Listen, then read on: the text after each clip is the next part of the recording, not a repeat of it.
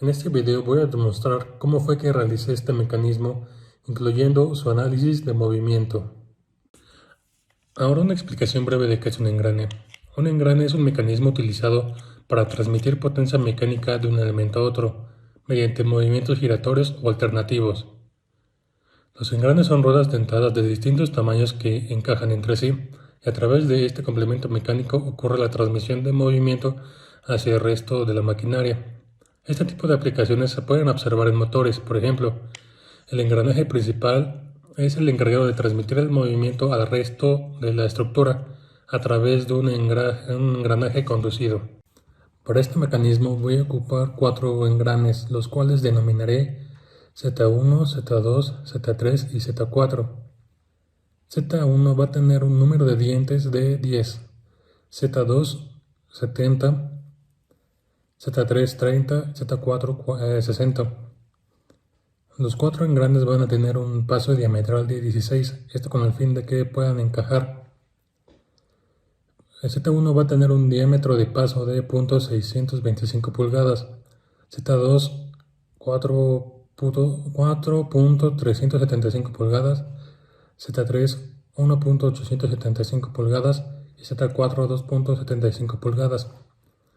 Para poder sacar el diámetro de paso, necesitamos de una fórmula, la cual tenemos aquí, el cual dice que se saca por medio de una multiplicación del número de dientes por paso diametral. Una vez ya teniendo el dato de diámetro de paso de cada uno de los engranes, procederemos a saber la distancia entre centros. Para esto hay una fórmula que dice que la distancia entre centros es igual a diámetro de paso del piñón más el diámetro del paso del engrane, todo esto sobre 2. Entonces, la distancia entre Z1 y Z2, como dice la fórmula, que es .625 pulgadas más 4.375 pulgadas, todo esto sobre 2 es igual a 2.5 pulgadas. Entonces, la distancia entre Z1 y Z2 es de 2.5 pulgadas. La distancia entre centros de Z3 y Z4, como dice la fórmula, 1.875 pulgadas más 3.75 pulgadas sobre 2 es igual a 2.81 pulgadas. Una vez sabiendo la distancia entre centros de cada engrane, procederé a hacer la base. Ya estando en la interfaz de SolidWorks para realizar el diseño de la pieza, nos aseguramos de que las medidas estén en pulgadas. Bueno, en el caso de que sea milímetros, se elige milímetros. Voy a ocupar pulgadas. Busco el plano alzado, lo hago como croquis. Después busco el rectángulo y le pondré una medida de 5 pulgadas de alto y 10 pulgadas de ancho. Luego voy a operaciones, extruir saliente, selecciono plano medio y aquí pongo que la extrusión sea de 2.5 pulgadas. Le doy en la palomita, ok. Después selecciono esta cara, después en croquis, normal A, y haré el círculo. Aquí voy a hacer un círculo de 0.25 pulgadas. Después seleccionaré otro círculo con el mismo diámetro del primer círculo. Aquí le pongo hacer igual.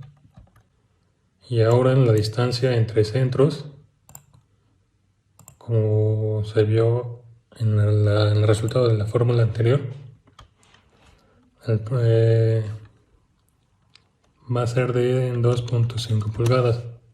Esto porque aquí va a estar situado el piñón del mecanismo. Después colocaré otro círculo con de igual medida que los demás círculos. Ahora la distancia entre centros entre este círculo y este círculo es de 2.81 pulgadas.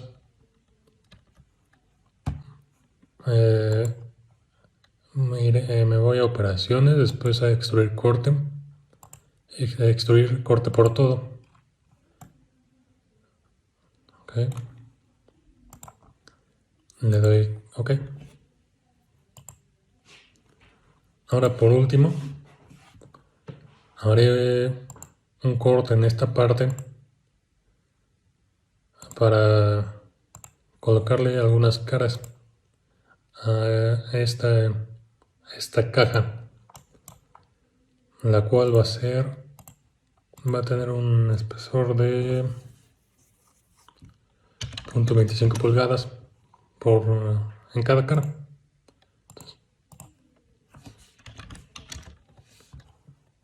Entonces, una vez así, ya hecho el rectángulo, me dirijo a operaciones, extruir corte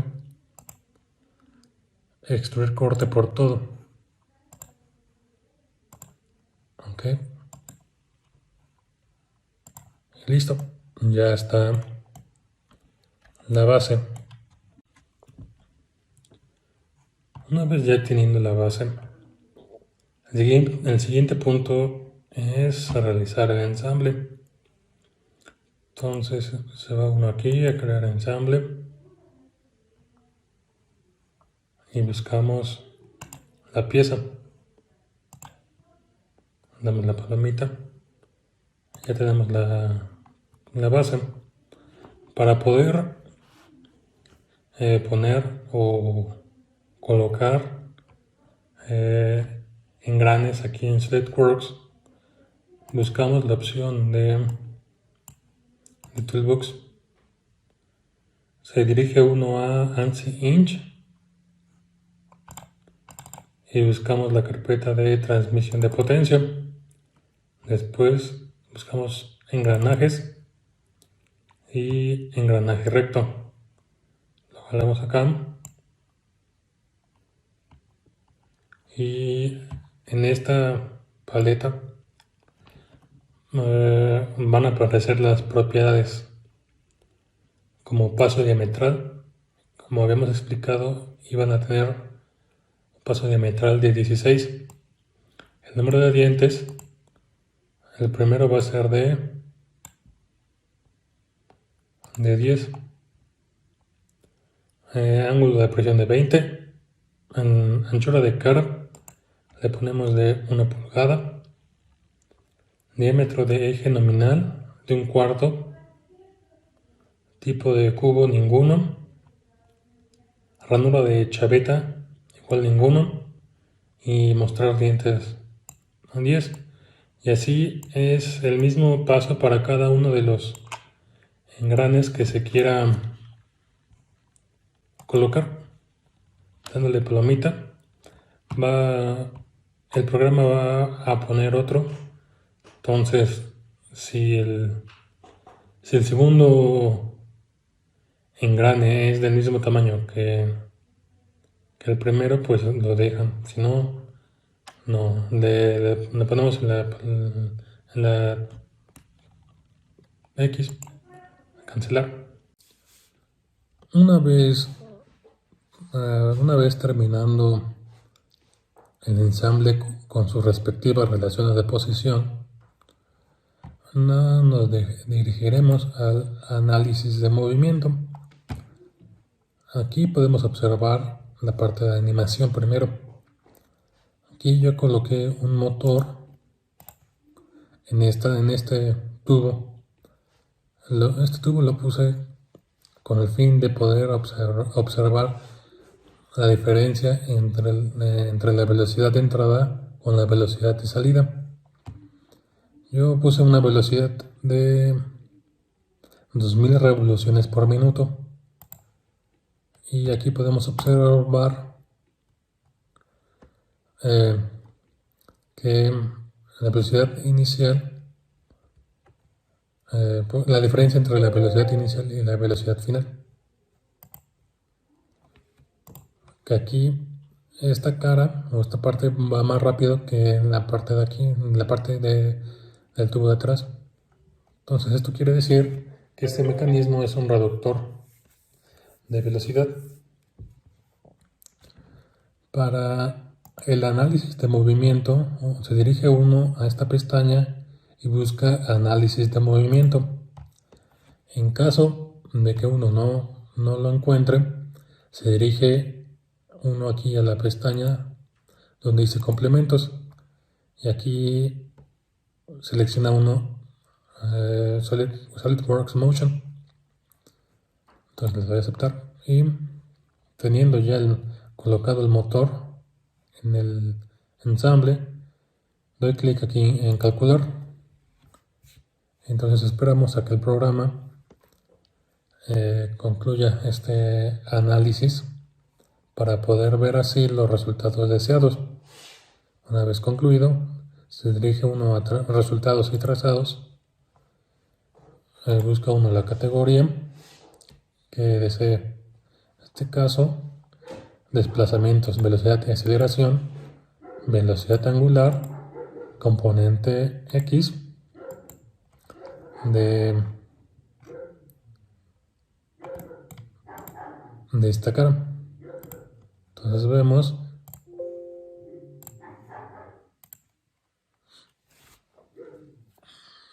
que aquí un error, seleccioné mal, perdón. Otra vez, velocidad angular y componente Z de esa cara. Entonces podemos ver aquí que nos muestra una velocidad de 12.000 grados sobre segundo. En revoluciones por minuto serían, como habíamos colocado, serían 2000. Ahora vemos el resultado de la velocidad de salida. Igual busco velocidad angular, componente Z de esta cara. Me doy en palomita. Aquí podemos observar que gran parte está en 855 y en RPM serían 615 revoluciones por minuto. Y aquí podemos observar otra vez la diferencia de entrada con la de salida. Y esto sería todo.